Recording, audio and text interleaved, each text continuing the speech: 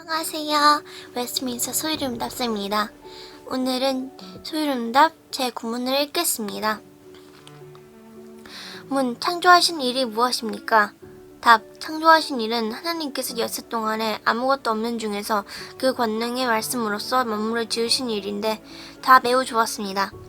하나님께서 하실 일에 대해서 계획을 하시는 것을 작정이라고 했습니다. 어떤 존재도 하나님의 작정을 막거나 거스를 수 없습니다. 또한 하나님께서는 변치 않는 분이시기에 작정하심의 변경도 있을 수 없고 또한 전능하시기에 이 일을 이루실 충분한 그 능력을 가지고 계시는 분입니다. 그렇게 하나님의 작정은 그 작정하신 그대로 시행될 것입니다. 이 작정이 시행되는 첫 번째 사건이 바로 창조 사건입니다. 성경은 태초에 하나님이 천지를 창조하시니라 라고 시작합니다. 그리고 이것은 증명이 아니라 선언입니다. 선언은 하나님의 천지 창조에 대해 증명하라고 하지 않습니다. 선언해주고 있고 전제하고 있습니다. 그렇게 하나님의 천지 창조를 믿는 것은 기독교 신앙의 기초를 이루고 있는 것입니다. 사도신경도 전능하사 천지를 만드신 하나님을 고백하며 시작한다는 것을 생각할 때 이 점을 인정하게 됩니다. 1. 하나님의 창조하심은 창조사역은 성부 하나님께서 전면에 나타나시지만 또한 성자와 성령 하나님의 사역이기도 합니다. 그러나 그 사역을 나누어서 행하신 것이 아니며 비록 다른 양상이지만 전체가 세 분 하나님께 돌려지는 것입니다. 만물은 단번에 성부로부터 창조로 말미암아 그리고 성령 안에서 나왔습니다. 일반적으로 존재는 성부로부터, 사상이나 이념은 성자로부터, 생명은 성령으로부터 나온다고 말할 수 있습니다. 이처럼 창조사역은 삼위일체 하나님의 사역입니다. 또한 하나님의 창조사역은 하나님의 자유하신 행동입니다. 이 말을 하는 이유는 때때로 여러 사람들이 하나님의 창조를 신적인 진화의 과정으로서 비련적인 행동이었다고 생각하는 사람들이 있기 때문입니다. 유출설이나 현대판 범실론이 이런 이해를 갖습니다. 전혀 그렇지 않습니다. 소율음답 제1문을 하면서도 우리가 생각했던 것입니다만 사람이든지 어떤 존재가 하나님을 영화롭게 만드는 것이 아닙니다. 하나님께서는 홀로 영광스러우신 분이십니다. 홀로 충만하신 분이십니다. 부족함이 없으십니다. 다만 세상을 창조하심은 당신님의 기쁘신 뜻을 따라하신 것이지 소설 어린 왕자에 나오니 끊임없이 박수 받고 싶어하는 광대와 같은 이유로 그렇게 하신 것이 아닙니다. 이 절대적 무에서의 창조에 관한 가장 상세한 기록이 창세기 1에서 2장에 나옵니다. 그 중에서 창세기 1장 1절은 모든 창조에 앞선 창조, 즉 원창조라고 불리는 창조를 말하고 있으며 2절은 원창조된 세상의 어떠함을 설명하는 구절입니다. 그리고 3절부터 창조 주관에 대한 묘사입니다. 이 중에서 1절이 말하고 있는 것이 바로 절대적인 무에서의 창조이며 3절부터는 이 절대적인 무에서의 창조된 원물질을 사용하신 창조사용입니다. 1절이 말하고 있는 절대적인 무에서의 창조란 정말 아무것도 없는 곳에서의 창조입니다.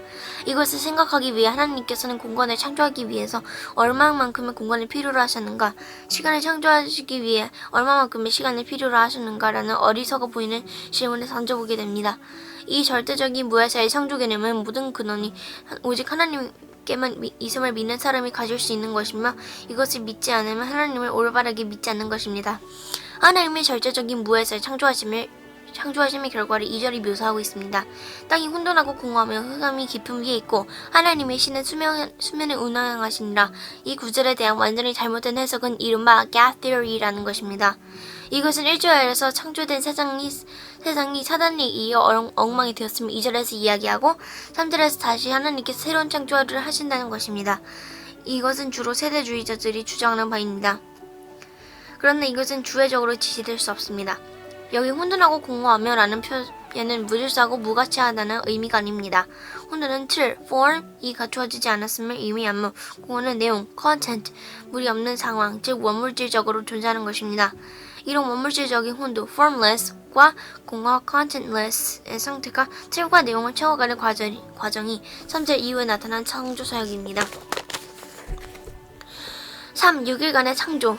이 6일간의 창조에 대해서 가장 어려운 부분이 바로 날에 대한 시간적인 개념입니다. 히브리어 욤이라는 단어가 24시간의 날로서 쓰이기도 하지만 막연한 기간을 의미할 때도 쓰이기 때문입니다. 그러나 성경의 주회적인 자연스러움을 따라 생각할 때 날이 24시간적인 날이라는 데에는 거의 의심의 여지가 없습니다. 여기서 막연히 긴 기간을 생각하게 되는 이유는 결국 과학적 성물들, 특히 지질학과 진화론적인 이론들과 성경을 조화시키기 위한 노력입니다. 이것이 완전히 의미 없는 일이라고는 할 수 없습니다만 무엇을 조화시킬 것인가의 문제에 주의해야 합니다. 그렇다고 단정할 수 없는 특정 성경 해석에 맞추기 위해서 과학적인 사실들을 왜곡해서는 안 될 것입니다. 이보다 더 중요한 것은 창세기 1장이 증언하는 전능하신 하나님의 창조사역의 위대함입니다. 6일간의 창조사역을 살펴보면 첫 나흘과 나중 사흘이 작을 이루고 있음을 확인합니다. 이것을 확인할 수 있습니다. 이것을 표로 그려보겠습니다. 1일 빛, 2일 물과 하늘, 3일 땅과 식물, 4일 광명체, 즉 해와 달과 별, 5일 물고기와 새, 6일 동물과 인간. 이처럼 하나님의 창조사역은 틀과 내용이 없는 상태에서 틀을 만드시고 그 다음 내용을 틀에 넣으시는 방식을 보게 됩니다. 이것으로 창조가 아주 친밀한 계획 속에 질서정연하고 구체적으로 이루어졌음을 알 수 있습니다. 4. 말씀으로 지으심. 하나님의 창조하심에 대한 성경은 하나님께서 명령하시는 모습으로 묘사해주고 있습니다. 이스라엘 명령으로 창조하시는 표상, image는 우리에게 창조주의 능력과 주권을 깨닫게 해줍니다.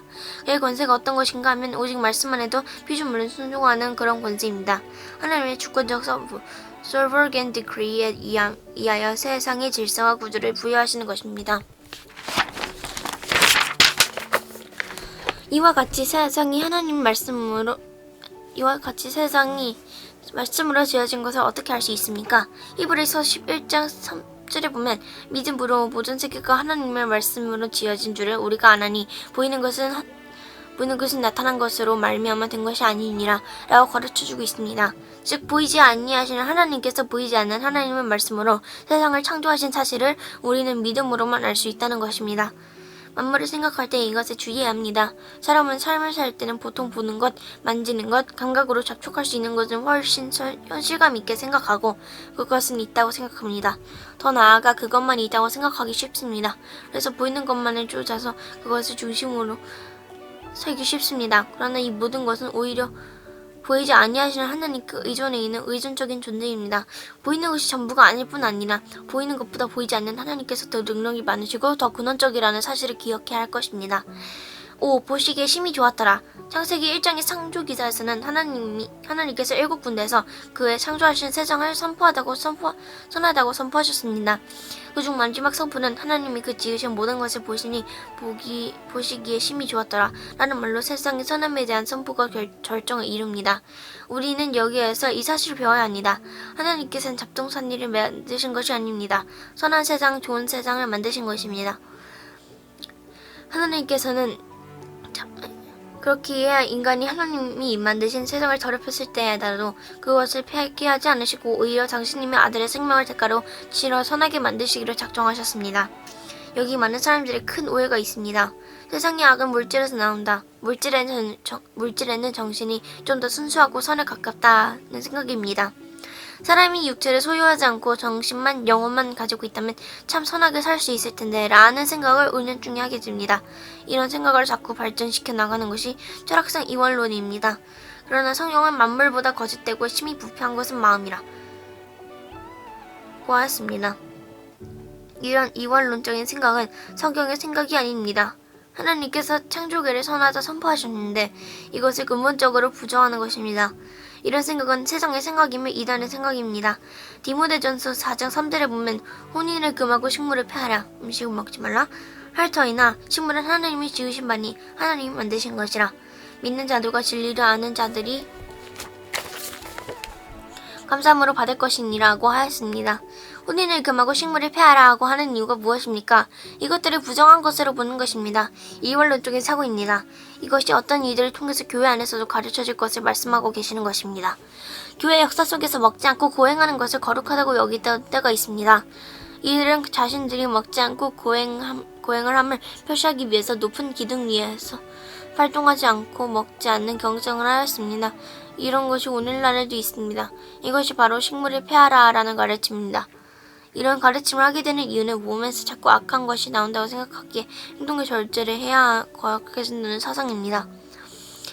혼인을 금하는 사상도 교회 안에서는 늘 있어 왔습니다. 오늘날에도 천주교회 사제들은 결혼을 하지 않습니다. 그들은 더 거룩하기 위해서 결혼을 하지 않습니다. 그러나 혼인은 하나님께서 내신 신령한 제도이고 폐하여질 것이 아닙니다. 하나님의 지으신 모든 것이 선함에 감사함으로 받으면 버릴 것이 없나니 하나님의 말씀과 기도로 거룩하여 지민이라. 디모데전서 4장 4절에서 5절이라고 분명히 말씀해주고 계십니다. 물론 우리의 경험은 악이 물질에서 나온다고 생각할 만합니다. 육체가 없으면 죄를 짓지 않을 것 같은 생각도 듭니다. 그러나 성경을 따라 조금만 더 생각을 하면 오히려 생각이 그릇되어 바른 것을 따라가지 못하고 더러운 것을 아름답다고 하며 따라가고 있음을 알게 됩니다. 그럼 도저히 건전한 하나님 나라의 백성으로서 살 수 없습니다. 6. 나가는 말. 하나님께서는 전능하신 능력으로 절대적인 무에서 창조하신 분이십니다. 또한 그분의 명령만으로도 피조물들은 순종하였음을 보게 됩니다. 이 창조의 과정은 참으로 치밀한 계획 속에서 지혜를 통해서 이루어 가셨다는 것을 확인하게 됩니다. 그리고 하나님께서는 당신님의 피조물을 선하다고 선포하셨습니다. 이 선함은 인간의 반역으로 인한 죄로 말미암아 오염되었을지라도 취소하시지 않으시고 오히려 회복하신 만큼 놀라운 선함이었습니다. 이렇게 놀랍게 창조된 세상, 선하게 창조된 세상을 바라보며 악하다 더럽다고 부정하는 것은 성경의 차상이 아닙니다. 그것은 세상의 생각이며 자신들의 죄를 창조물과 창조주에게 돌리려는 인간의 악한 생각에서 나온 것입니다. 이런 악한 세상의 사상과 철학에 대해서 진정한 성경적인 창조사상은 해독제가 될 것입니다.